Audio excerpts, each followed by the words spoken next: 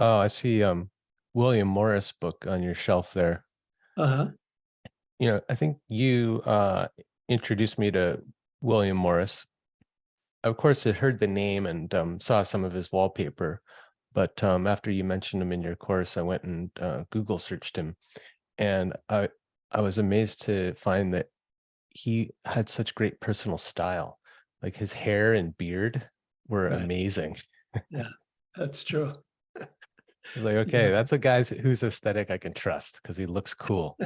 he does. Okay, well, I'm here with Tom Moore once again. Tom, thanks once again for joining us here to share some of your hard-earned wisdom. Oh, Brian, I'm always happy to talk to you. We share a lot of interests and tastes in common, so it's fun. Yeah, I'm glad you think it's fun. I really I appreciate this connection I have with you because if you weren't around, I don't know who I'd be able to look up to in terms of the kind of work that I like to do with people. Uh, there's not too many other people out there talking about therapy and the soul the way that you have for so long, like an advocate for soul and unfailing. You haven't pivoted onto some new fad. I know people ask me, they say to me frequently, do I do therapy? And nowadays I have to say no because I really can't take on any new people at all. And they say, well, can you tell me, give me some suggestions of people that do the same thing you do? And, you can't, what can you say to that? Yeah. You try to be an individual. Jung talks about individuation all the time, but to be an individual means it's pretty hard to recommend people that people don't do the same thing you do because you're unique. Yeah. Yeah. And well, that dovetails nicely into the topic that I wanted to speak with you about today in terms of the education of a psychotherapist, because I know that you have a different approach. And just going over your books again, and I noticed one theme that came up way back in Care of the Soul, and then again in Soul Therapy, and it's the idea of cultivating an attitude of friendship in the therapeutic relationship. Even I think it was Care of the Soul, but maybe it was in the new foreword that was written. You were talking about how people would ask you if you could develop a training program, and you always resisted that and upheld this idea of friendship. Maybe that's a good place to start. It's just this kind of general orientation in therapy that you have. Oh, I'd love to start there. Um, it's hard to explain this, hard to describe, but for me, I'm sure it's not true for other people listening to me, but for me, the best way to do it is to describe this word that the Greeks had for friendship. They used the word philia, which is a kind of love. Philia means a kind of love, but it's a friendship love. It's not eros, which would be an erotic, fantasy-filled, compulsive attraction. That's eros. But philia is more a steady, calm, close, very close, but different kind of relationship and attachment. And I use that because when I say that I think friendship is important in therapy, I'm always misunderstood, almost always, because people will think, oh, you mean that you should become friends with your clients? No, I don't mean that. I mean there should be philia between us. There should be this special kind of closeness that is not erotic in any way. So don't worry about that. What I'm talking about is nothing to do with an erotic relationship. It has to do with more like what friends do, but it's not literal friendship. It's the spirit of friendship, the philia, that I think is so important in therapy. But I think that's true generally in life. So what I do is when I go to a shop, a store, I try to have a momentary philia relationship with the clerk there. For me, if I have a 2-minute friendship, that's okay. That's pretty good. That's just as good in some ways as a 20-year friendship. In Some ways certain better. and it's real because the philia can be there if you are able to develop it that way. Now, I may mention this to you before, but when I'm at home, especially during COVID, I'd be at home and my daughter and her partner were with us, and we'd have breakfast in the morning together, enjoy a long breakfast because we didn't have a lot to do. And the FedEx person would come to the door and I would go out to see her because she looked depressed to me for a while. And I tried to establish this philia, a connection, as a form of therapy. I thought it might help her with her depression if we could create a little bit of philia. And after doing that, maybe 15 times, one day she came and she was smiling and told me about herself. And she had never done that before. She was always sort of sullen and quiet. So I went back and told my family, I said, I think we're getting somewhere now with this therapy. And only you're paying her to come to therapy with you. That's right. And you're getting your shopping therapy as well. So it's good for both of you. I am. I'm getting something in return, that's for sure. Well, let me see if I've got the right feeling about philia. Would you say that kind of an essential ingredient of philia is interest in the other? Yeah. Yeah. Wouldn't that be the kind of the first thing is the interest that would cause you to ask people how they're doing, what's going on Well, sincerely? it's really hard to know what the first thing might be. It could be many things. I have a very good friend now. He's an astrologer, Brian Clark, very wonderful guy. He lives in Tasmania, a long way from me. You're probably closer to him than I am. No. And anyway, my wife and I went to Oxford University one summer. I was asked to come and give some talks to a meeting of some of the world's really prominent astrologers. And we were going to spend a week living there at Oxford at the university. So we went into this group. In fact, the room we went into when we first arrived was the one that is in Harry Potter movies where they have their dinner, where the owls fly over to deliver the mail. It was one of those rooms where that was filmed. And we were there in that place and we didn't know anybody. And you're trying to, a little bit uncomfortable at first because everybody there, they were all good friends.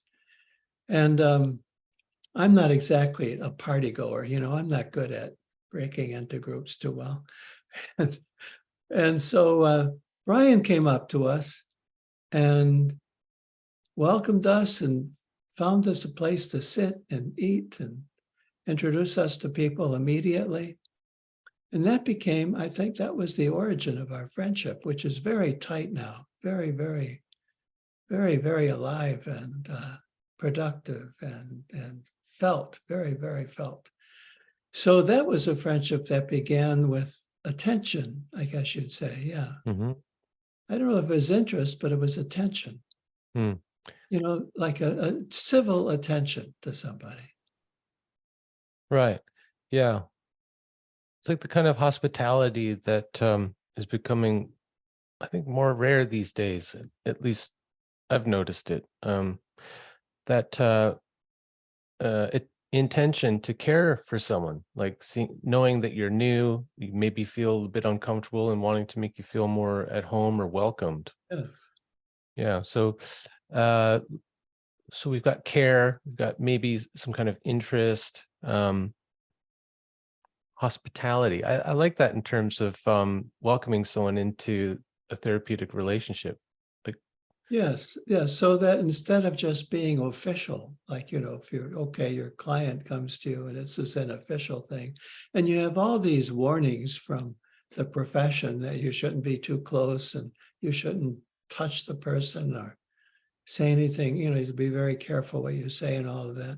I understand that sometimes you have to watch out, especially with certain clients, but generally, I think those fears uh, are really are dealt with if you have a really clear friendship relationship with the person. That's not sexual or erotic. It's not meant to be lifetime. And it's not avoiding therapy by going to coffee with your client or something like that.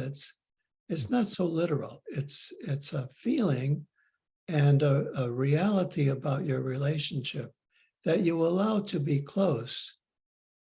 And it has its own boundaries. You can trust them and you don't have to be anxious about it. Hmm.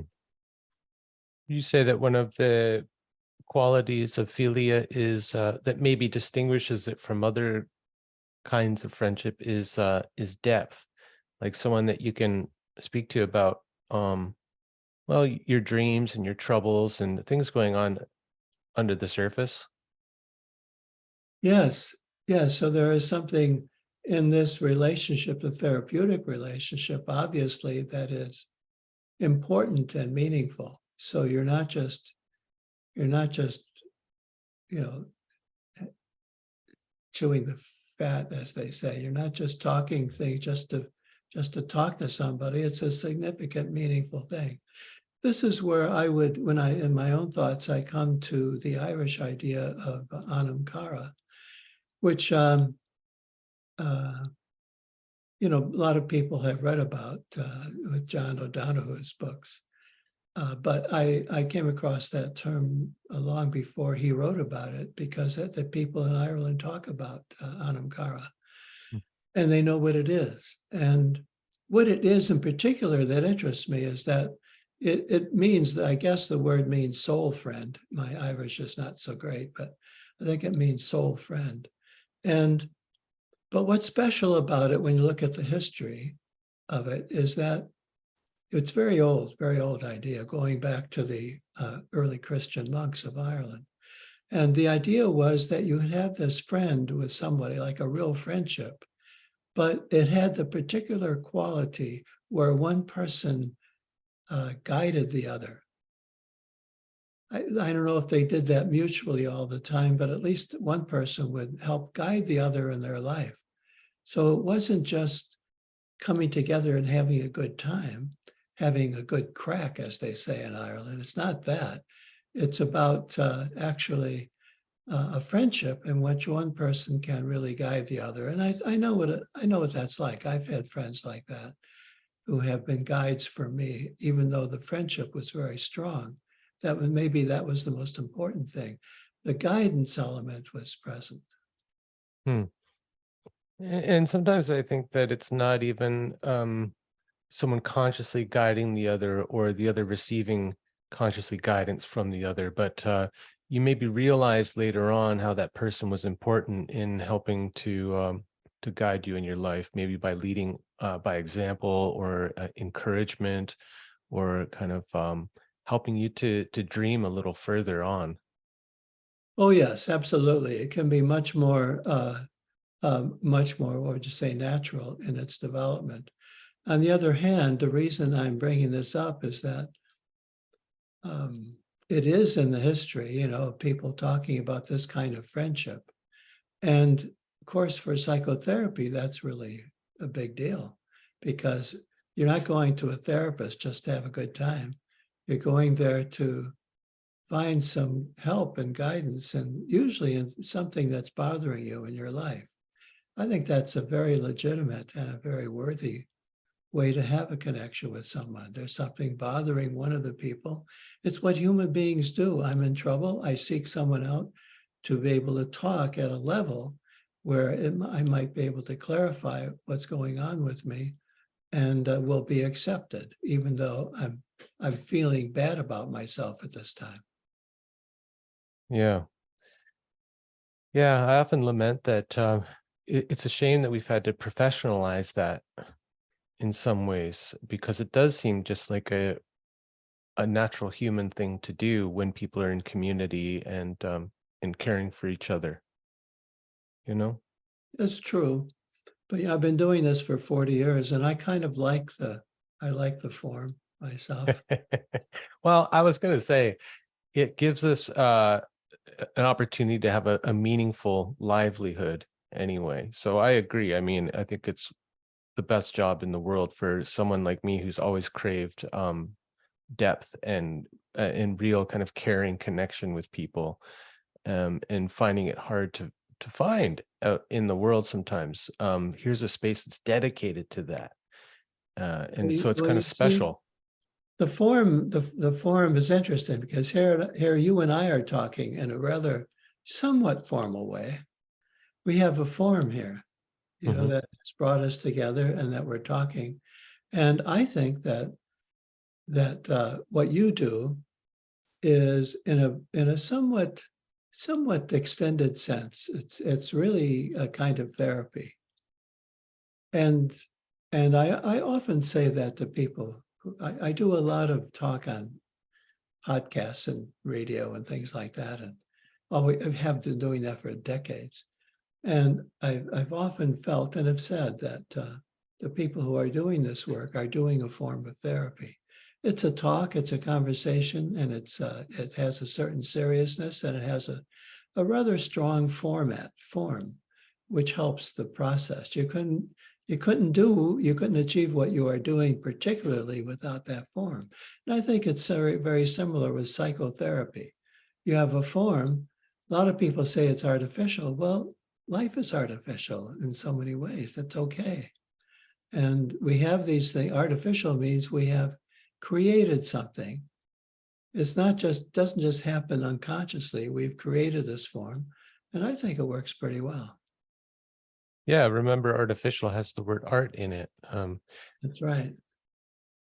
Yeah, there's something interesting about that, because some of the feedback I get from people, especially like the kind of more willing participants in a conversation here, rather than someone who's kind of on a like a PR schedule and they've got their talking points and everything, but people who really are interested in having conversation and letting us both be guided by, you know, whatever, some third element that comes in and goes, the conversation wants to go in this direction.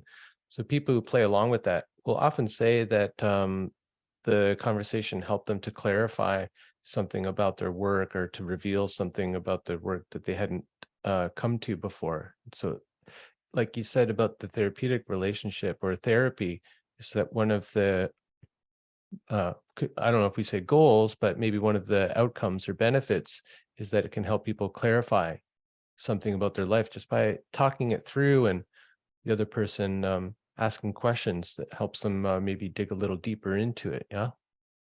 Yes, absolutely. And sometimes I have this feeling, I had it recently, when I wish I had an audience in therapy, because there are things that happen that I can't very well describe later, but I think they would be very instructional for people wanting to become therapists. I don't mean to say that I'm doing it perfectly at all, but I'm just saying that there are moments when things develop in the conversation in therapy that I wish I could say now to people who want to be therapists. Notice this and let's reflect on this, because this is what happens. It's one of these things that don't usually come up in the teaching, but I wish you could be there and look over my shoulder and see what's happening here.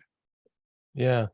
Yeah, like those little magic moments that have nothing to do with a prescribed technique or therapeutic move. Um, Sometimes like a voice will come in my head or a question will come in and I'll just blurt it out, and it'll open up something or stir something up that then leads us in a particular direction that feels helpful. Um, One of the things I want to ask you is like, you know, I don't think those are things that you can train people on, but are there qualities or skills that you think can be passed on and then developed by a therapist who wants to work people in a deeper way? Are you saying, are there skills that can be passed on to people who want to become therapists? Is that what you're saying? Like the Yeah, teach? but particularly, what we might say depth therapists. Yeah. So we're not just looking to help people alleviate stress and adapt better to conventional life. Yeah. It reminds me that for 18 years, I taught therapists. They're actually mostly psychiatrists on Cape Cod in Massachusetts in the summer. They would get, I just taught for a week, and these psychiatrists would come to Cape Cod from all over the place, all over the world, really. And they weren't all psychiatrists. There were some social workers and depth psychologists there, but for the most part, they were medically trained psychiatrists. And I felt that my job in teaching them wasn't to give them techniques and tools for their work, but my job was to introduce them to a different way of thinking about what they were doing. And that's a difficult thing to teach a way of thinking that is different, because most of these people were trained scientifically, and they were taught to trust whatever can be quantified and expressed in numbers and very strict definitions and categories, classifications. It's the modern thing, it's Aristotelian. It's the philosophy of the time. And some of them, especially when I first started teaching there, really argued with me. They really fought me because they thought this is all too loose.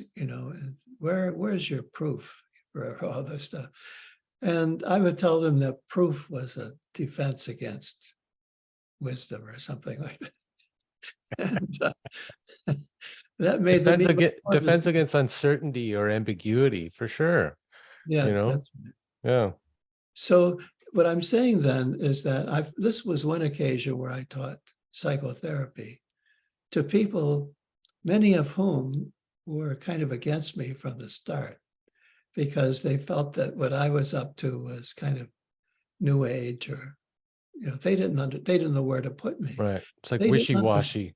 They didn't understand that I could do, and what I tried to do, they didn't understand that I could do it intelligently.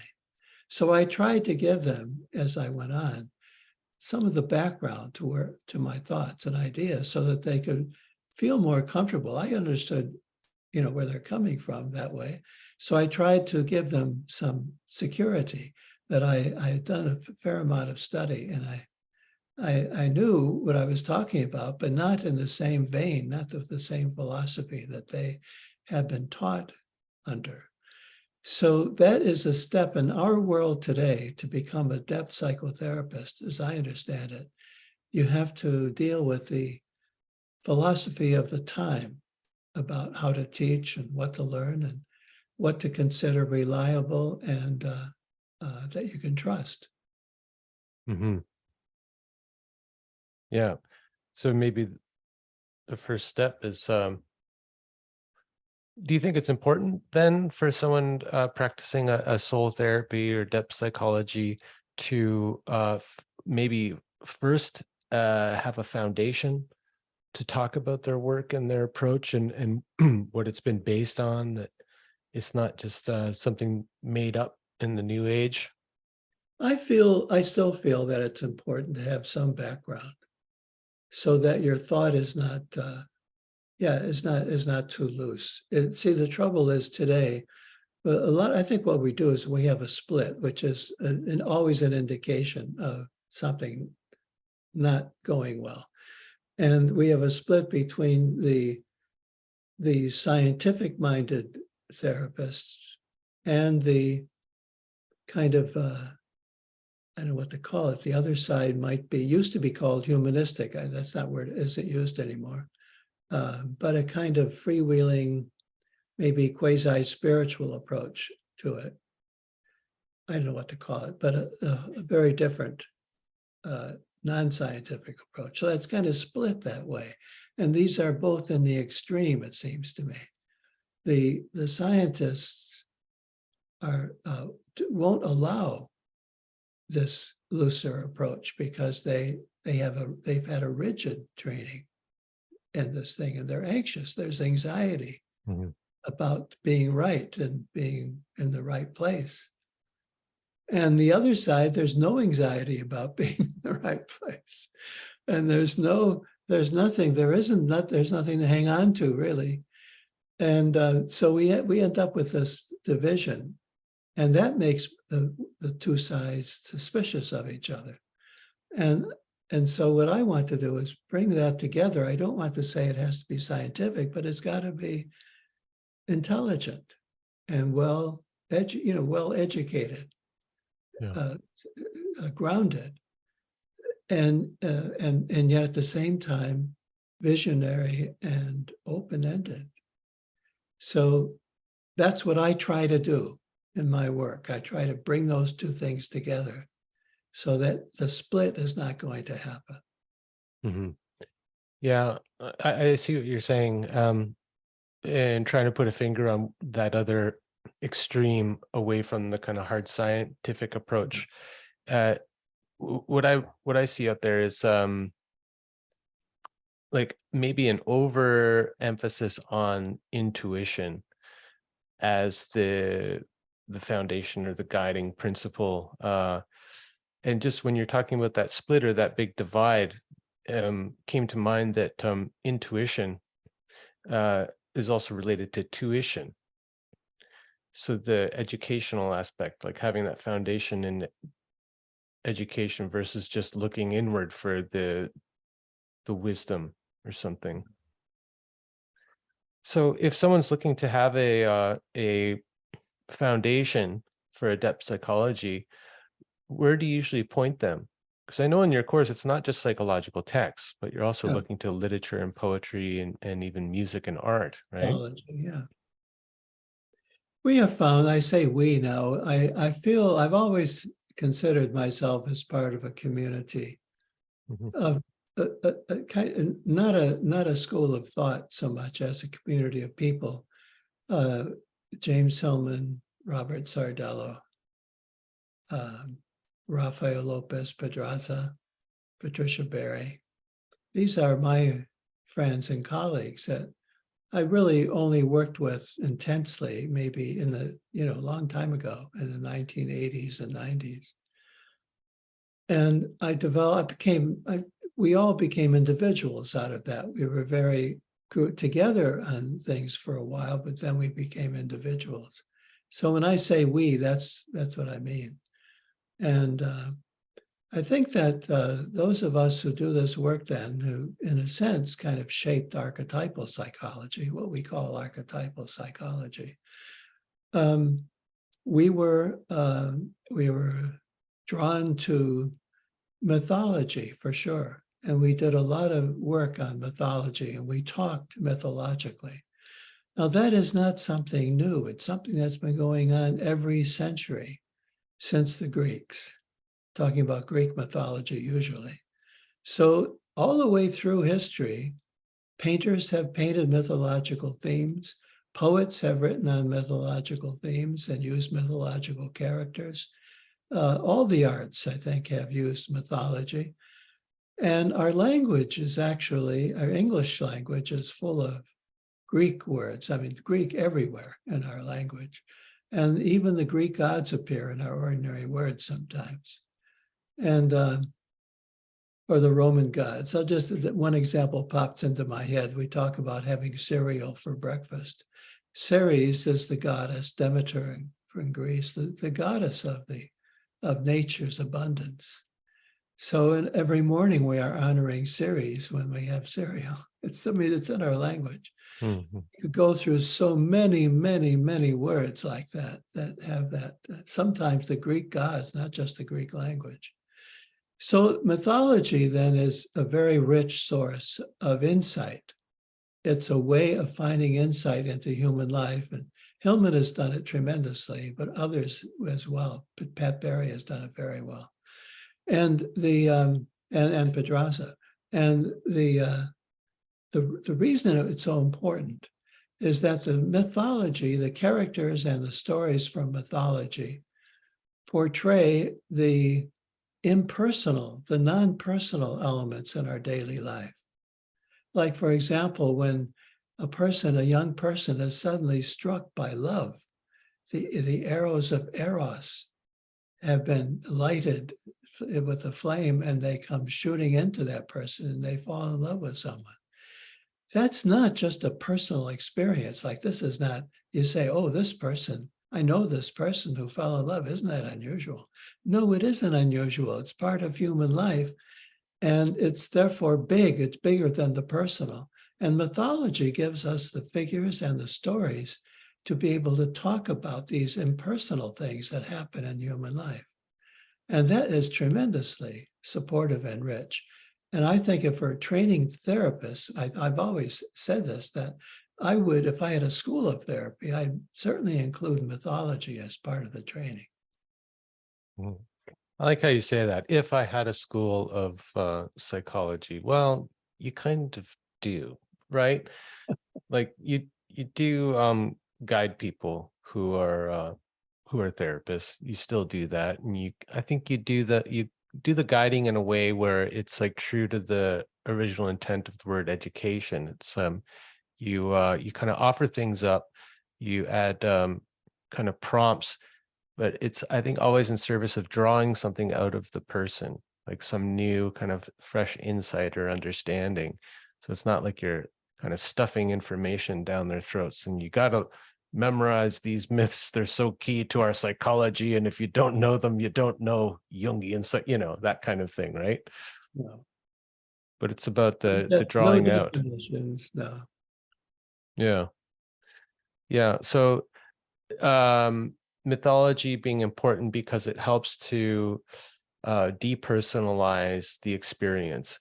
And so what does that give somebody? How does that support them? Is it a sense of relief that I'm not the first one to have experienced this calamity in life, or a sense of belonging to a bigger kind of human culture? That's true. That's a big thing. If you can speak mythologically and understand that somewhat, you are entering into a high level of human culture that's been going on, as I said before, for maybe 2,000 years. It's not new. And it has no relevance to the philosophy we were talking about before. I don't know what to call it, kind of a quantifying philosophy. They don't seem to get this idea of using the imagination that way. Just this morning, there's a personal point. I noticed this morning when I was talking to my daughter, who happens to be home for a week. She's a musician now, and she started studying with me when she was about 3 months old. she sat in our circles, and she was just a baby. But she was there all the time. Ever since then, she's been part of it. So this morning she said to me, she said, I'm having trouble talking to this friend of mine about relationships because she has so much Artemis in her. Hmm. And I thought, well, that was so nice. It just came out so smoothly that she was able to speak mythologically for a moment, and it expressed so accurately and so fully what she wanted to say, that this person, Artemis, is a goddess who doesn't want relationships. Yeah. And doesn't help I much. was going to say that's why she's having trouble with relationships. Exactly. Like fierce independence and Exactly. sovereignty, right? Exactly. Mm. So I noted it. I just thought, and I thought about her and how my daughter has been brought up in this thing Mhm. for so long. And I think, have I created a monster, or is this really good? That she's doing this, but she seems to be very comfortable with it. And she's a very bright young woman. So I was very pleased to hear her say so naturally, oh, she just has too much Artemis in her. The We proud all knew papa. what she meant. you hear that? Oh, yes. Been steeped in it for many years. Deep in it. Yeah, think about Artemis too. I mean, I would think maybe that person has some kind of a wild nature in them that doesn't want to be tamed by domesticity and being Exactly. tied down to somebody. Yeah. Exactly. Yes, exactly. Yeah. So to know that about Artemis, that this is it's a mythological figure. That Yeah. mythological figure is not a literal goddess, Yeah. but but she is a power in life. That's what Hillman, the word he used in End of His Life. It's a power in life. It's the potency, the power, the way of being in which you are most at home by, at the moment at least, not being interested in relationships so much as maybe developing your own life and your own experiences. Hmm. The thing I like about it too is that it helps you talk about something without diagnosing, right? Because there'd be other ways to talk about whatever this friend is going through in her relationship troubles Yes, that would kind of put her in a box, like a absolutely. diagnostic category, right? But if you say Yes, Artemis, it opens up the imagination, and all of a sudden, there's a lot of different moves you could make from there. that's so important what you're saying. It's not a judgment or Right. maybe, No maybe judgment either. it's not a Because diagnosis. Artemis has her place. She's She very has a important. place. Yes. So it's all right. And it can be difficult. That's what when we talk about mythology, we understand that all the gods and goddesses we discuss are wonderful. They give such richness to life. At the same time, they can be very, very difficult. Well, and experience difficulty. Like the gods weren't living just the perfect life. That's the beautiful thing about the kind of polytheistic pantheon, is that it gave us so much kind of richness and flavor and variety to relate to in the more than kind of human world. That's right. So going back to what you were saying before, by referring to Artemis, you're not talking personally. And so that's why you don't make a personal judgment. And this person doesn't have to feel bad about what you say.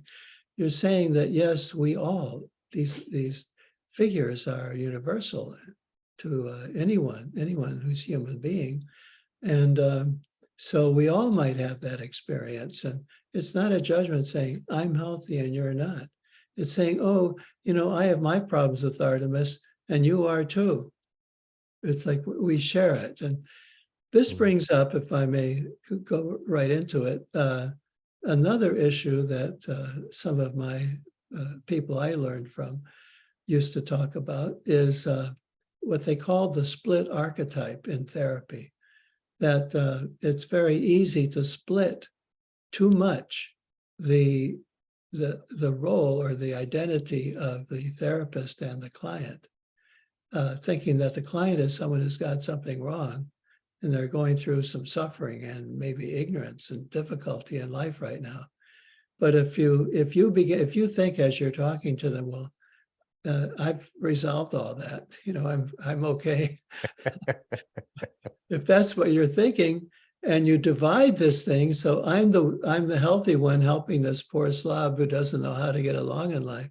That division is a big obstacle in itself. Hmm.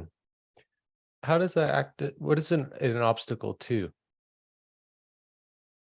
Well, the main thing it does, it doesn't allow the person to heal themselves, to figure it out for themselves. They're totally dependent on having somebody tell them what's happening to them.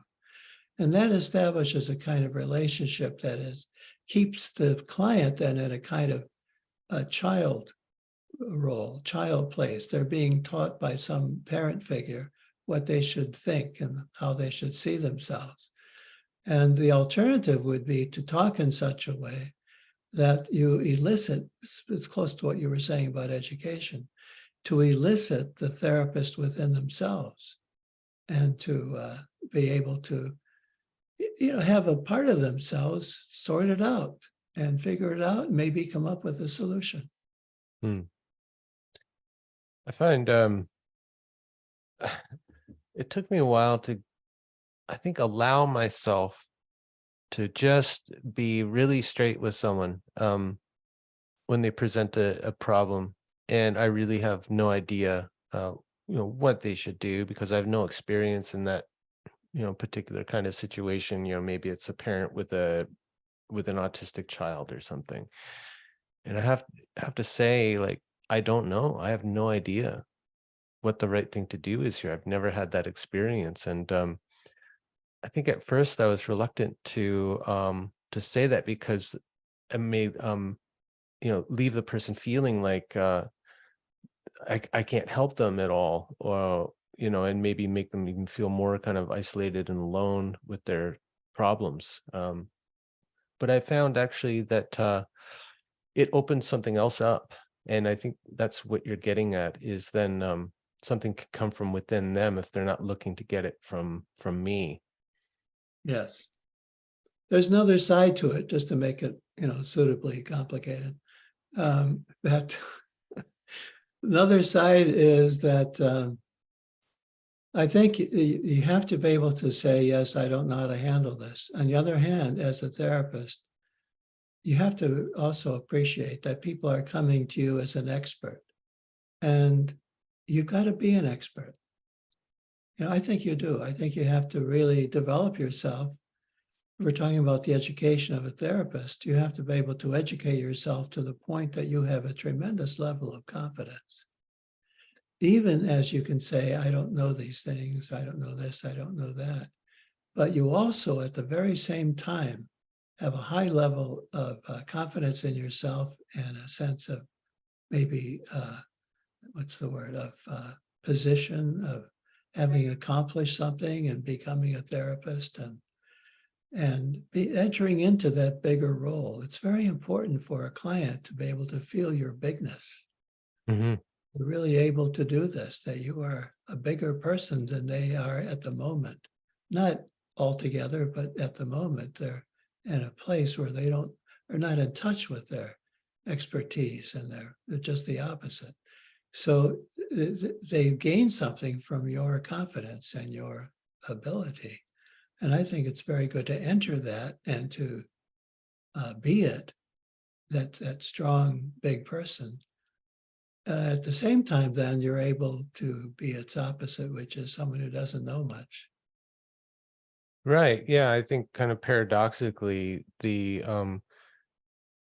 confidence from having not just studied but also gone through life, like gone through hardships and found your way through, met challenges, and that kind of confidence, which is more unshakable because it's not based on knowledge or something, like information gathering. That does give you the ability to say, in this particular situation, I have no idea, but I'm here with you. And, maybe through talking about it, we can find a way through or something. Yeah.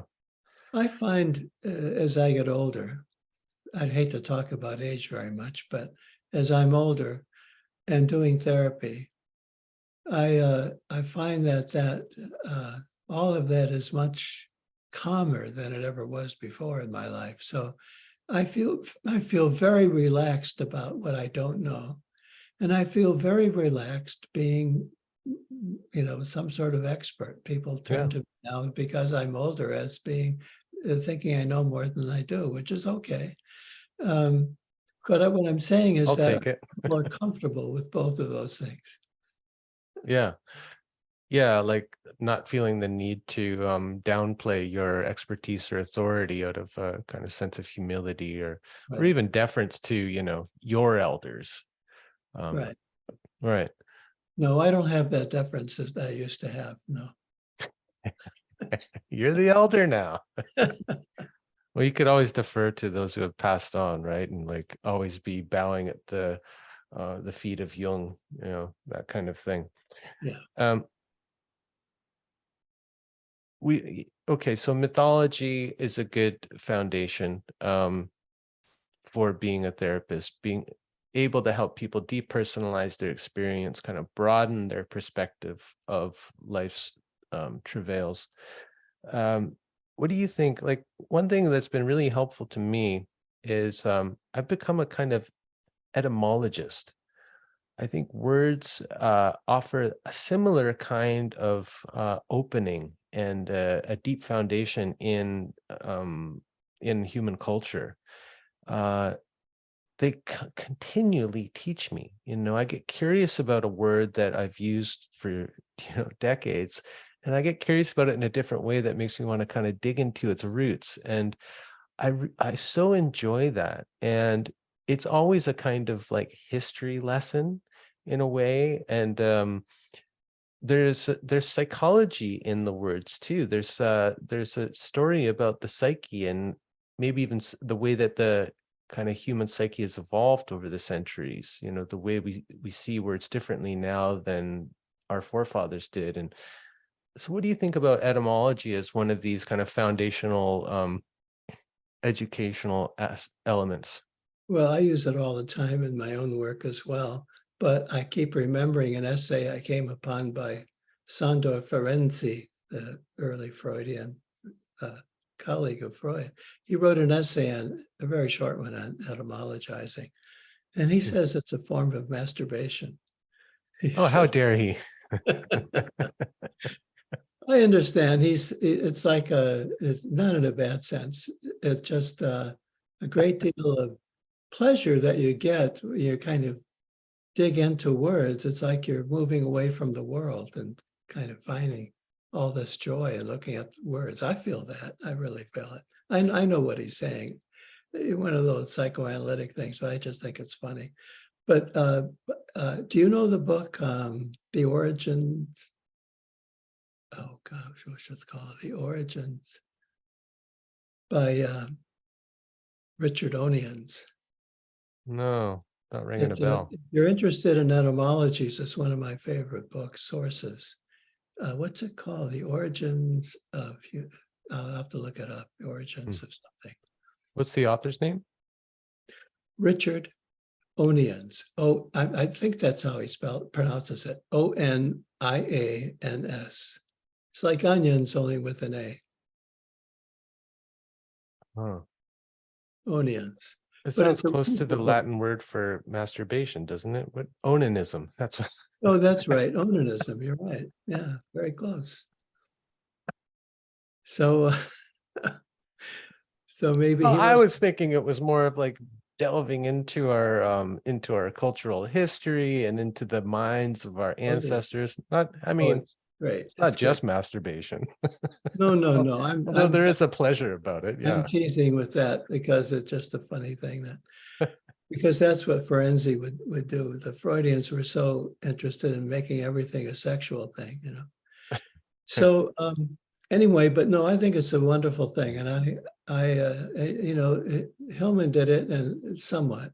I had some advantage because I had, like, I don't know, 10 years of Latin. Mhm. I was a monk for a while, and I studied philosophy for 2 years. It was taught in Latin, and I had to answer exam questions in Latin. So the Latin feels pretty familiar to me, and Greek I had 3 or 4 years of Greek, and all of that helps with etymologies. You got to be accurate with them because it's very easy to be thrown off with your etymologies because often they're not what they look like. So you have to really be cautious. And I think Hillman was very good with etymologies, but he made some mistakes along the way just because he didn't have that language, those languages. But anyway, I'm not saying you have to, but it helps, and to really have a real liking and enjoy how words develop and have a history. And they tend to be very concrete the farther you go back and more basic. And even, as I said before, sort of mythological or archetypal. Hillman said that words are angels. And what he meant by that, I think, is that the angel is the messenger, and the words give us a message, but words don't mean what we as Alice says, and look through the looking glass. Words don't mean what we want them to mean. They have their own meaning. They're angels making announcements, and we have to respect the words. And I feel very often when I hear words used that I'm hearing the etymology rather than the definition. And that makes it more concrete and more interesting, really. Yeah. Yeah. Well, in one of your books, you write about how one of the skills of a good therapist is to listen closely. And I find myself doing that quite a lot. Is like some words just jump out at me when I'm listening to someone talk about their life, and maybe they're recurring words, or maybe it's a word that seems a little out of place in the story that they're telling, or for whatever reason, some words jump out at me, and I'll pause on those words and ask about why they use that particular word, or maybe do a little unpacking of the word. And it's a curious thing, though, how these words show up almost like figures of the imagination or dreams. Like they come, and there's, like you're saying with Alice and Looking Glass, like there's an autonomy to them. They come with a message. And I feel that's true, that things like the slip of the tongue, they'll slip into a conversation to announce something. That's right. I'll give you an example. The word that I know you've heard me say it probably a half dozen times. Whenever I talk about psychotherapy, I talk about the word psychotherapy. And the word psyche means soul for the Greeks. Doesn't mean behavior or anything else. It means soul. Or biography, or no, nothing like that. Or meaning. That doesn't mean that. It means soul. And therapy, I always go back to Plato for my definition of therapy, because in one of his dialogues, one of the characters asked the question of Socrates. He says, "What does therapy mean? What is it?" And Socrates goes on and gives quite a long answer to it. It's a wonderful dialogue. And to me, then, that dialogue of Plato, which maybe, 20 pages, 25 pages long when you read it, that to me is the etymology of the word therapy. That's the best source I know. We're going back a long way there. We're going back almost 2,500 years to find what this word meant early on. And he goes on and on about it, what it means. And so that's the etymology, in other words, is not just looking up in a dictionary. You may be able to find early uses of a word that will help you expand your notion of what it's all about. It's not that one of them is correct. It's that there are many sides to a word, that words can mean many different things, and the meaning you want includes all of those different meanings, not just one of them. You don't select your favorite, you take them all into account. So etymologizing is something that is very rich, and I think you have to have a kind of a loose mind. You want to be precise about it, but you also want to include as much information as you get. Right. Yeah. I think that's really helpful. Like, not get caught up in like learning the etymological definition that you find in the dictionary, uh, but also include like those stories and the usages throughout time as part of the etymologizing. That's right. Yeah. So the word therapy I once found in a dictionary of Indo-European roots, where the particle of the word THER meant chair, like the word throne. It would be one of the origins of the word throne, meaning a chair, special chair. So I don't do it anymore, but when I used to give lectures on therapy, I would often make that point, that the chair in therapy is very important. It's in the word itself. Wasn't the gist of that dialogue, or the answer from Plato, that therapy means care and service? Exactly. Care and service. That's right. Care and service. And the example given was caring for a horse. So if the way a farmer or I think the word is a hunter, cares for a horse, or maybe a hunter cares for dogs, that would be an example that Socrates gave of what the word therapy means. And then he discusses, right after that, in a very interesting way, discusses what therapy of the gods means. Say more.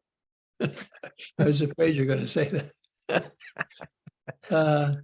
Well, he says he may. I'm trying to remember now. It's been a while since I read that, but I think what Socrates says is, now the gods don't need our care, do they? If therapy means care, do we need to care for the gods? Do they need us to care for them? Is that how it works?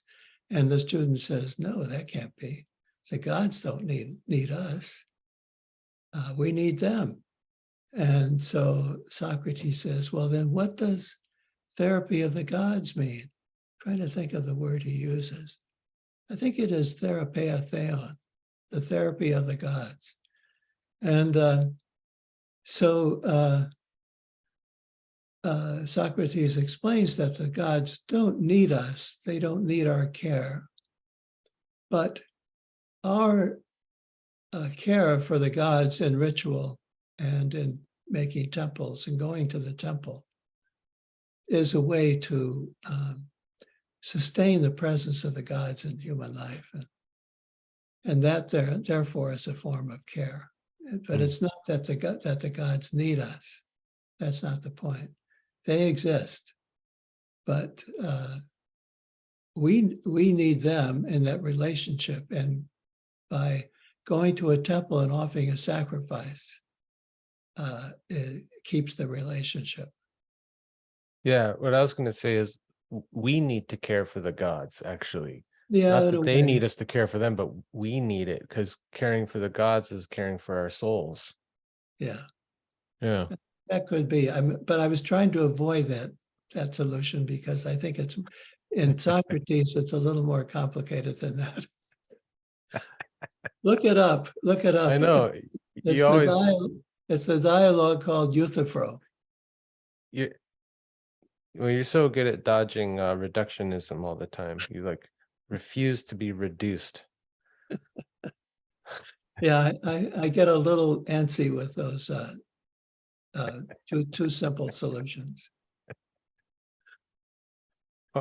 Maybe I'm still young enough to play with those for a while, you know. You have the luxury. You can do it all you want. No one's looking to me as an authority, so I'll feel free to do that. Well, one of the other things I wanted to ask you about, if we've still got a bit of time, is what I think is part of what you're doing with your own courses on soul psychology has something to do with what Hillman called the poetic basis of mind. Now, that's one of those terms that I am constantly coming back to and thinking about, like, and I think every time I maybe glean a different meaning or what I suspect he meant by that or what it means to me. But it's a very compelling term, and I feel like there's a truth to it, but it's a truth that's not easily like revealed or summarized for me. But could you talk a little bit about the poetic basis of mind, and if you think that's as important as Hillman did or essential to the person? Yeah, I certainly do. I was thinking of that a few minutes ago. We were talking that I hope that we could get to talk about poetics and imagistic things. I think the way to get to it is, well, I'll give you an example. I like to go through an example first. It's something I've been thinking about a lot. In fact, we may have talked about this already, Brian, I'm not sure. But anyway, in Jung wrote this really interesting essay called the Archetype of the Child. And in that essay, he's as clear as I've ever seen him to say that when he talks about the child, he is not talking about children.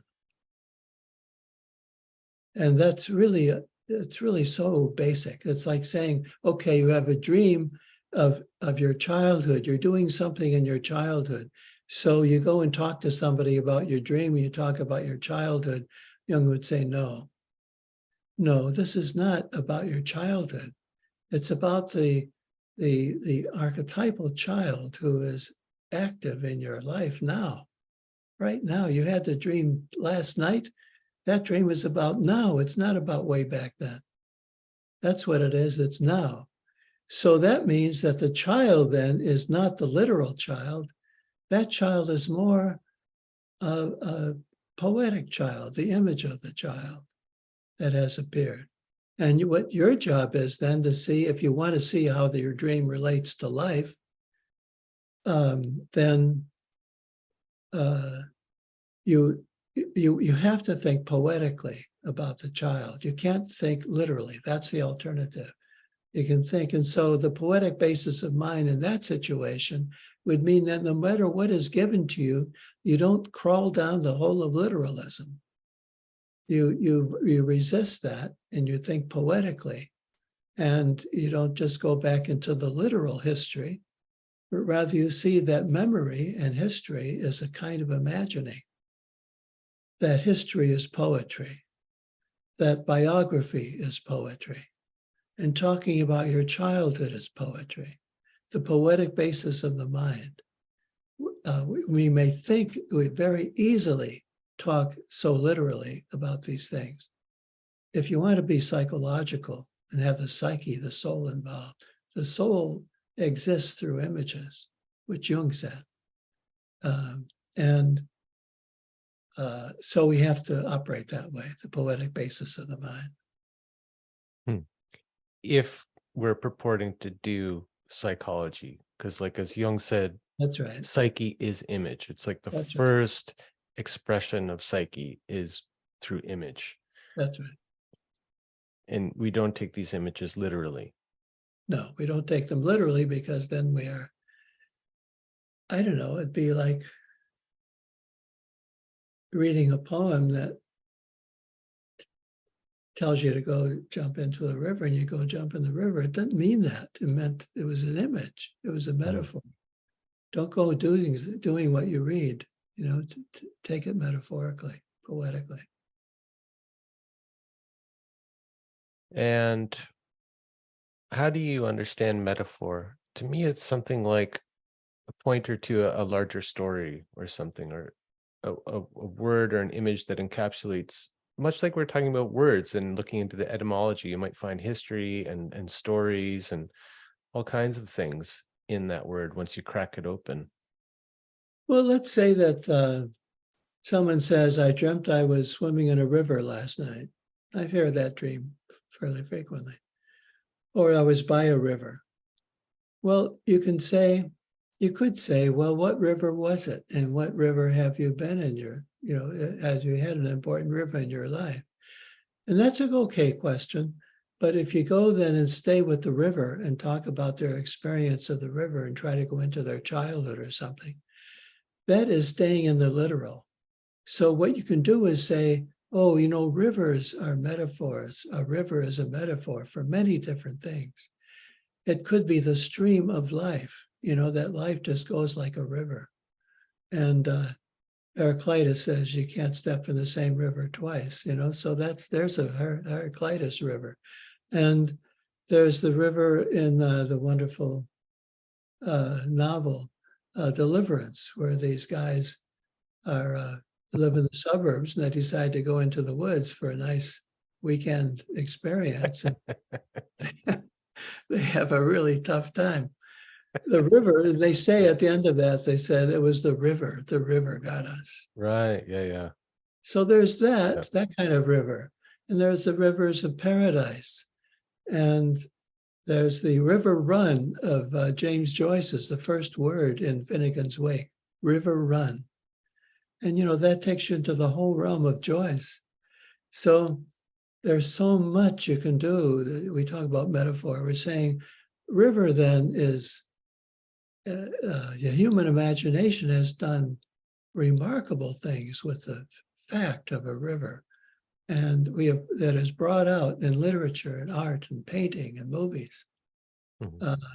so many metaphorical resonances of the river. So we want to be in tune with those metaphorical references when we're dealing with, let's say, the dream of a river, because it's not literal.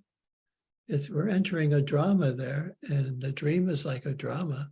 It's like going to the theater, you don't take it literally. Mhm. You try to grasp, if you can, the metaphors and the poetic resonance of what's being said and done. Yeah. Now, um, this is something I think like for me, I'm not thinking about looking at something metaphorically or exploring something metaphorically in order to accomplish a particular goal. Like for me, that just makes life more interesting and enriching. Uh, but I think sometimes it gets taken up with a kind of a purpose to it.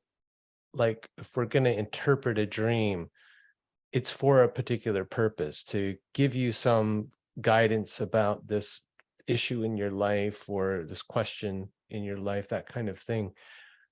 What do you think about that? Is there any particular goal in mind when we're sticking with the image and um, kind of amplifying it through these different myths and stories and all of that? Well, goal is a very difficult word. Again, we're referring to our man Hillman. He explored the idea of goal, and he's very close to Jung when he talks about it. He says that a goal is not to be taken, again, literally, as someplace we want to reach, but rather as our fantasy right now, where the direction we'd like to go. And we don't have to be literal about it. We can say, oh, yeah, let's discuss these things. And because we like to have more insight into what's going on in your life right now, I'd say that to a client. So it is focusing my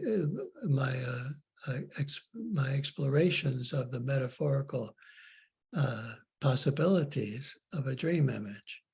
And you can't say which one is right, but what you can do is you say, okay, generally my goal will be to see if there's some of these speak and feel relevant to you. Doesn't mean that that's what the dream is about, but that we are using these images and see if it's like going fishing and see if it catches, if a fish bites, as we're Mhm. going along with this metaphor. So Yeah, it's not a heavy goal, and you yeah. know that there are many other possibilities, but you follow it. I think, I mean, in my relatively limited experience, that happens so often. If we're open up to all of these different like associations to an image or something, and we just kind of start playing with them, like laying them out, trying them on for size, there might be one that just grabs somebody, and the reaction is often quite strong. If I'm just kind of uh in this reverie, just kind of talking about this image and what the associations are that come to my mind, one will grab that person and it's like they get hit by a bolt or something and they go, oh, that's that one. I mean, is that something that you see as well? Well, I don't hate to burst that bubble, but You can't um, burst a bubble, it's my bubble. no, you can have your bubble. But I But the remember, aha moment, you're going to get to yeah, that, yeah, right? Like beware the aha moment. Yeah. yeah, beware of that. Yeah. Yeah, when I was working, especially in Dallas with Hillman, I was in a group that he and many of these people I was mentioning were in, kind of a supervision group. It was pretty an elite group. It was kind of fun. And it was a rare moment. I really appreciated it that he was there and his wife and other, really good therapists. And excuse me, I remember those conversations where these were my teachers there, and they were very, very vocal about saying, don't pay attention to those emotional reactions to an image because they are not to be trusted. Well, look, I can see that, right? Because sometimes that's the one that just best suits the ego's ideas of itself, kind of, right? Or the person's like kind of ideal image of themselves. It's like, oh yeah, that one, and I grab onto that one because it feels really good, right? But sometimes like that emotional reaction is also speaking about something in the person, maybe the way that they see themselves or something that they desire for themselves. It's not a bad thing at all. And I'm not saying I don't make something of that either. But it's more like a Fritz Perls approach to dream work. It's not an archetypal approach. Fritz Perls, who created a Gestalt. third branch of Gestalt therapy, was really trying to bring out the complexes of people that he was working with. And I think he was very effective. I really like Fritz Perls a lot, and I like Mhm. his ideas. But it's I like very, his character, his style is yeah, pretty he was a fun. real character. And but his idea was to, I think, bring out the complexes and then be right there with the complex, a person's complex, and work it. Let them kind of go wild so in their complex, and he was happy with that. So he liked having a good, strong emotional reaction to a dream image. It brings out the complex. And I think as a therapist, you can work with those complexes. I can see some value in it. Every once in a while, I kind of put on my Fritz Perls hat and I'll bring that in. I often do Carl Rogers too. I do all these impressions. And I do the one of Fritz Perls. And I like him, as I say, I like him very much. I think he's very effective. Um, but it's not this approach that I've been trying to develop after Jung and Hillman, which is different and is not interested in the fact that it's very easy actually to bring out a person's complex. You can do that. It doesn't take a genius to do that. But to really let an image uh, reveal and unveil things that have been going on in a person's life for a long time and find some liberation from finally having a vision of what's going on by seeing through the dream image. That's also very valuable. Mhm. Not It's not about the complex. So all this stuff that we're talking about, isn't just the kind of thing that you study for a certain period, leading up to your exams or your degree. I mean, really what we're talking about is a way of engaging with life and seeing the world and living your life. Um, looking at things metaphorically, this kind of like never-ending study that goes on if you're interested in history and philosophy and mythology. I mean, there's just too much for one lifetime. And so it's something that just is ongoing and kind of has to be a part of your life in order, I think, for you to be a good depth psychologist or psychotherapist. Would you agree with that? Yeah, so look at what Jung did. I mean, Jung was knowledgeable about so many things, and he had so many languages that he was able to work with, ancient languages and modern languages, and did so much study, and his library was so complete in many ways. And that's quite an achievement, I would say, tremendous achievement. And if you read his collected works, which I did when I was doing my doctoral studies, I read them twice during that time. That's 20 volumes. That's not all of what Jung wrote. And you're overwhelmed by his erudition, his study, how he must have read and studied and learned and applied himself so much. I don't think it's such a bad idea when you see that. It's not such a bad idea then, if you want to become a therapist, to do 5% of that, but do some of it. Mhm. And I think if you don't study, and if you don't, like I go to Jung groups, or I talk to them online nowadays, and I'm amazed. I was talking to a group recently. I'm amazed that these people are studying Jung and they don't read him. I mentioned, volume 9.1 of the collected works has this great alchemical image, and they haven't read it. Mm. They haven't read it, like, how can you become a therapist if you haven't studied? I don't understand that. It's not intellectualizing everything. That's not what it's about. It's about being somewhat intelligent about what you're doing. Well, and two, like it's not about how much you've read necessarily in terms of like information acquisition, like the ability to quote some Jung and give the annotation, whatever, like, I know. but to be immersed in it more too. And like maybe like the way Jung talked about the idea of imitatio Christi, like the imitation of Christ, is not to do like what Christ did to replicate that, but to be like the way Christ was in terms of living his real authentic life and sacrificing and all of that. Like take the cue from Jung to like live deeply and immerse yourself in something that goes way beyond um psychological textbooks. Like Hillman talked about this. He railed against the dullness of psychological texts. And he said, like, look at Jung. He didn't read psychological texts. He read alchemy. Like he studied alchemy, and he drew from a kind of a richer source for all these images and ideas. Yes, that's right. So a few months ago, I gave a lecture to the Jung Society of Moscow, Russia. And uh, I did it online. I did it ahead of time, and they had this big screen in their auditorium, and I was watching this on Zoom, seeing this big thing. It was very weird to me. Like you And were on the screen, I was on looming the large. screen talking to them and a recorded message. And afterwards, I mean, they were so nice, such a great group of people, and the leaders of that organization were fantastic, just wonderful. And at the end, a few people stood up to bring their questions, and they spoke in Russian, but they had a translator.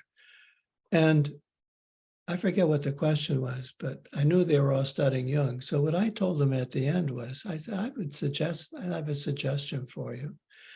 Why don't you read Jung very intensely? Read as much as really study it and really get it down cold, so you really have it. And then do your own thing, be yourself. So first, if you want to be with Jung, learn him, but really learn him. It's not easy. Do it. And that's like an initiation, a ritual. And then Yeah. be yourself, but don't be Jung. Be yourself. Yeah. Like initiation. It's also kind of like paying respects to your spiritual ancestors in a way, or your, I don't want to say intellectual ancestors, but you know what I mean, like that type of lineage of the people who you're carrying on their work. You're not just kind of replicating their work, but you're carrying it on. In order to carry it on, you have to be well, rooted in it, I guess, maybe is a good word. Yes, the in the Renaissance times in Europe, they had that practice of honoring their own particular ancestors of their thoughts, of their ideas, of their Mm. vision.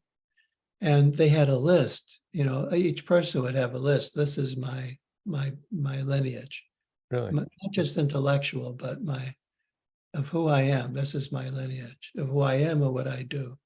And they honored them all the time. They would quote them. They would, and I feel that when I'm writing my books, Hmm. when I quote Jung and Hillman and others, Ficino, Emerson. I think of them as my lineage, and they deserve honor for that reason from me. Hmm. And one way to honor them is to uh, really dig into their work. Dig into it and get to know it, and not just do it superficially. Yeah. I was going to ask you about that in terms of like this education of a therapist. Like one of the things I love that Hillman talked about was figuring out like whose tree you're on. And this is related to the idea of a kind of spiritual lineage. Who are you building on? where is your approach rooted? Is I mean, I like that image actually, because there's roots there. And if we go back to roots as depth psychologists, we maybe get as far as the Greeks or something, but I think even further back into like shamanic traditions. I think a Yeah, lot of what they're doing was a kind of depth psychology. absolutely, yes. So do you think that's an important thing for people to do? Because there's so much information out there and there's so many different approaches to therapy. Maybe one of the beginning steps in order to finding your own way is to figure out whose tree you're on. Yes, yes. And have a tree. I mean, you'd have to reach a certain level of sophistication to have a tree, to know who your sources are. That's really, I think that's really important. A lot of people, I think today, when they hear of me say that, they brush it off because it sounds like an old European model that they don't want to have anything to do with. I'm not talking about learning the great books or having a certain list of people that everyone should study. I don't mean that. I mean more personally, like a blood issue. These are the people that have made me who I am. And they were persons who gave their life to developing certain thoughts and approaches to life and images. And these are rich and they've affected me. So I'm going to honor those people and I'm going to refer to them, not to prove what I'm saying, but to honor who they are and that I've taken their ideas and tried to move with them. Mhm.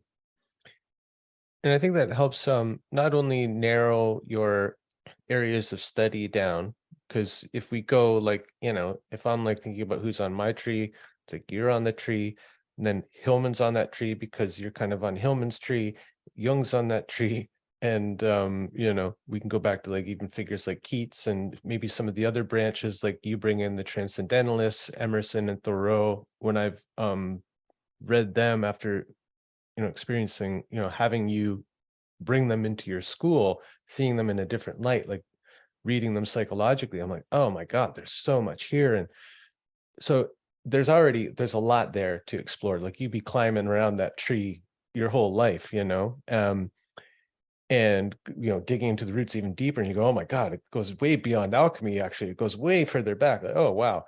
Um, but it does help to narrow in terms of like how to spend your time reading and studying. That's one benefit. I think going back to where we started, having a kind of foundation, uh, locating, what kind of foundation your own approach or way of thinking, what that's based on. That gives you that kind of confidence that you're talking about, right? Like you're standing on something, and it may not be something that you've constructed yourself, but uh, what other people have built for you to stand on, maybe. When I lived in Dallas, I taught at Southern Methodist University in Dallas for a number of years, and Hillman just happened to move to Dallas, of all places, to come there to live when I did. Of all places, yeah. And it was coincidental. And while we were there, I had a kind of a nice apartment there, nice old house on the campus at Southern Methodist. And these people, young men and women, came from all over the world to be with Hillman when I was there. And some of them stayed with me. And I often had people living in my house with me who were there just to be in touch with Hillman. I remember a fellow from Australia, and it was a long distance to come. And Mhm. a fellow David. huh? David, probably. David Tacey. David Tacey, yeah. I had him on the podcast. And Joe Cambray, who is now the head of Pacifica Institute, and other people, some women and young men. It was great. And I would often have little conversations at my house, discussion groups about it. And once in a while, Hillman would come and talk to us. But what impressed me was that these people made such an effort for their own I don't call it education. It's education in the fullest sense. It wasn't just, they weren't there to have an intellectual education because there wasn't much there for them to study, really. All they could do is be there and There's no program. there was no program. There were no degrees. They had to come there and just hang out. And that's what they did. So they were hanging out in my house sometimes. And I love that. I thought, wow, this is really something. These people are really doing. And then Tacey, I think, as far as I know, began kind of being quite critical of Hillman. But I don't know. I haven't followed him on that. But I liked him very much. I thought he was very bright. And Joe Cambray is very had a tremendous background, and it's nice to see him taking positions of leadership. But at the time, they were just guys that were hanging out and coming from a long distance and not doing anything with nothing to get from it. No degree, nothing, nothing. So I thought that was really a dedication to their own development, and it impressed me tremendously that they did that. And I'm not surprised that they've been successful. Yeah, I mean, it reminds me of the kind of situation you'd see more in like a spiritual lineage or something, where you don't go to an institution and enroll in a program. You go to kind of hang out with the teacher that you respect and admire, and learn more through osmosis or experientially. It's what they call darshan, I think, in India. It's the it's just to see the teacher and be seen by him or her, to see the teacher, and that is darshan. And then you get something from that. You get a lot from that. Yeah, but maybe a little more than that, like engaging in dialogue about ideas and influences and things like that, which you might not get, Well, I'm talking from more the guru. I'm talking about the ritual side of it. Yeah, but there is something very similar in that way, I think. Wow. Well, I don't think we've come up with like a kind of a bullet pointed list of how to become a good depth psychologist or psychotherapist. No. But I think we've touched on a number of things which to me seem quite important. Is there anything kind of left hanging for you that you'd like to throw in there? Probably about 40 or 50 things. Yeah. Okay. That's interesting that this topic is so big and so vast that we're really this is only part one of probably 40 or 50 conversations, because it's very, very vast. But I would say that one thing that I have written about that I'd like to add is that I think it's very important to understand that we are all therapists to each other. I think parents are therapists to their children, or can be. And it would help parents so much if they could learn how to, in certain moments in their relationships with their children, to say, here, I've got to be the therapist. Not analyzing them, not figuring them out, not that exaggerated sense of therapist, but I mean, in a real way we're talking about it here, that you can stop being just yourself and react to your children, scream at them if they're screaming at you, but rather stand back and say, now I have to care for these children's souls. I have to see what's going on, and I have to respond to them in such a way that they will benefit from my presence. That's what a therapist has to do. And the same in business. Business leaders have to do the same thing. Politicians could speak that way more. They could realize that there are moments when they have to speak as a therapist to the people that they are serving. And on, all around the whole world. We are, to our friends, we might be therapists, certainly. So I think if we could see that yes, there is a profession called therapist, which is really good, and it's got to be defined and it's got to be limited. Absolutely. I was trying to speak in favor of the form. But at the same time, there's a way in which, in a bigger sense, we are doing therapy frequently in the way we relate to the people around us. I mentioned how I try to be a little bit therapist when I'm walking into a store, because there's a real person there, and that person might need just a word or two. That's all you need, a sentence that is a therapeutic sentence. And that will make all the difference. So that's an aspect of therapy that I want to bring out. Hmm. Maybe just to help people a little bit, you know, a parent out there thinking about, well, how could I be a therapist to my child? But I think some of the things that we talked about, like um,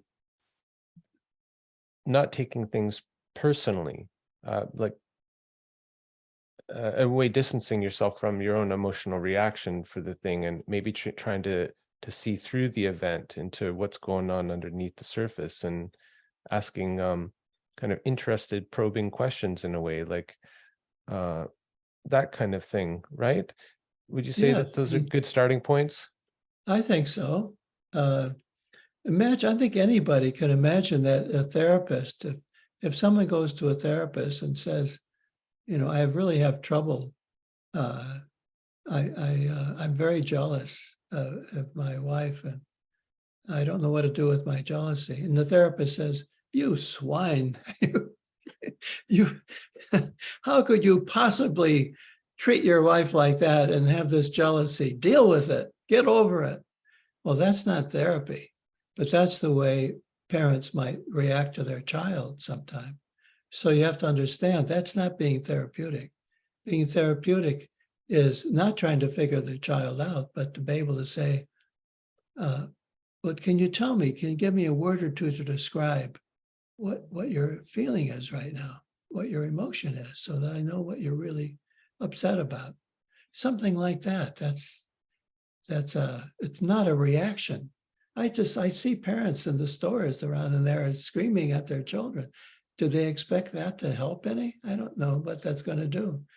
But you could be the therapist in that moment, in that excited moment, and that child then could make a step forward in their life. Well, I mean, yeah, the capacity to do that, to be not reactive, that to me is also something that can't be trained in a school. That's something that is cultivated through a way of life or a spiritual practice, right? Finding a sense of inner calm, that kind of detachment from, I know the word ego is problematic, but from the personality who's hurt and wounded and reacting, to be able to find that place of inner peace, that space of emptiness, which is something you've written about recently, right? Yeah. Like that's something you can't get from a textbook or from a teacher. It's something you have to kind of work out for yourself or find yourself, no?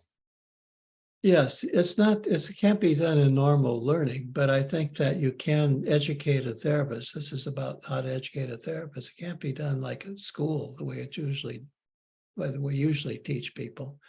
It's got to be done in a way that um, you have conversations maybe where you explore these things, and you have the many places. If you want to be a therapist, you have to be in therapy. That's one way they do it. Or you could be in a therapy group, or you could have conversations that are not so much like school, but rather explorations of these issues that come up in therapy. All of that's got to be done in a way that is personally engaging and allows the therapist to reflect on themselves as well, and to face certain things in themselves, and to go through a passage. The education has got to be a passage where they start not being a therapist and end up having a therapist in them, that they can do this. Mhm. Before I let you go, I did have one kind of little, well, it's just thing that I'm interested in personally. Do you have, when you start therapy with someone, do you have like an opening line that you always go to? You know what I mean? Like session Uh, begins, you go, like Esther Perel has a famous one. She named a podcast after it. I can't remember what it is at the moment, but do you have an opening line you use with people to kind of get things rolling? no, I don't. I'm usually pretty quiet, and I let the person start. You Hmm. know, I might ask them. I don't make a deal of it. I'm just simple, very very simple that way. I might say, well, why are you here? Why did you want to see me? Yeah. or, that's all. Natural, easy, Very natural, friendly. easy. I would not, What's yeah, going on? I have What do you want no, to talk about? yeah, right. What do you want to talk about? That's all. I have no tricks, no particular forms that I think are particularly important. I just think the thing to do is to be a person and to not be above the whole scene, and to Mhm. just be in such a way that the person feels that they are in charge here as much as I am. Yeah. Well, that's good for me to hear. Sometimes I wonder if I'm just kind of too informal with the container and the way that I I don't think so. open and, in a way that just seems relevant to the moment or, yeah. I would never think twice about what the opening line would be. How about how can I help? Hardly. No. Well, Tom, it's been really good to talk to you about this kind of I don't know, in a way it feels like kind of mentoring, answering my questions about this thing that we do and you've done for much longer. And I really hope that people listening to this will find that it's a unique conversation with you, because it's not specifically about one of your books, but kind of about your approach, the approach that underlies the writing of the books and their particular topics. I don't know if I've heard you speak so directly about the practice of therapy. I'm sure you've done it, but so I hope for people that this has been helpful and enriching, and maybe thought-provoking too, because it might kind of upset some of the way that people have thought about psychotherapy and professionalism and all that kind of thing. So we'll see how it lands with people and maybe do it again. Sounds good to me. Good. I always like conversing with you, Brian, because you keep things going and you move them ahead and go deeper. That's great. Great. Well, good. Well, thanks again, and we'll see you soon. See you soon. Take Bye. care. Bye.